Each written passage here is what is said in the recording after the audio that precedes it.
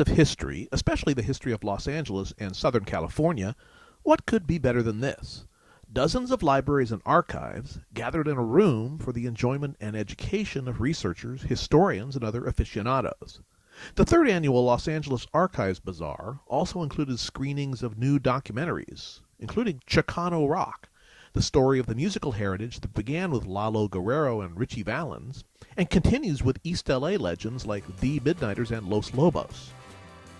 The film is produced by LA historians John and Nancy Wilkman, who were there to talk about the film. Looking at me, what's a gringo kid who grew up in the San Fernando Valley doing a documentary about Chicano Rock in East Los Angeles?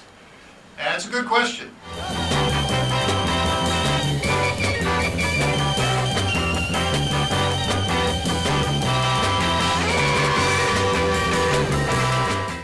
Job right, and the way I like to do my job, is you really empower stories. You allow stories to get out. You take single voices and make them louder. You make voices that can be heard in a small community, and in the case of Chicano Rock, will be shown across the country. LA, to this day, is seen as the beach, Hollywood, and Disneyland. I also caught up with a charming film on the community that flourished along Central Avenue from 1920s to the 1950s. It was the center of African American life in LA and was remembered by dozens of former residents who spoke lovingly for the camera of growing up as East Siders, which is what they called themselves.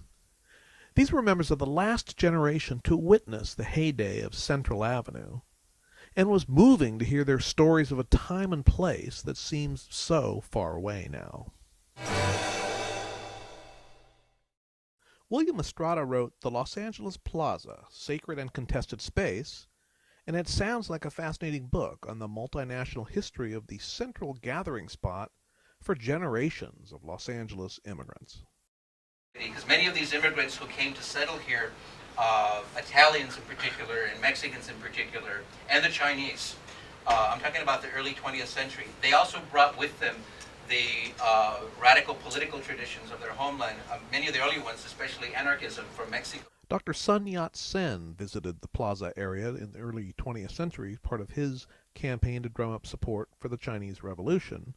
But it's also an indicator that the Plaza was not just a Mexican and Spanish place, but also very close to the original Chinatown in Los Angeles. Many of the Chinese did not own their property and did not have a lot of representation in those days, and it was very crass the way the decision. Chinatown and other sections around the plaza were razed to make way for Union Station and what Estrada calls the manufactured landscapes of the tourist attraction Olvera Street. LA Times publisher Harry Chandler led the civic effort to clean up the plaza.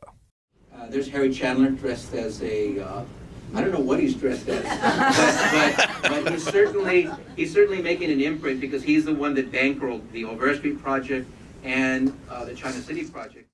The Archives Bazaar was held at the University of Southern California, and everything was free. And for a Saturday in Los Angeles, that's a bargain.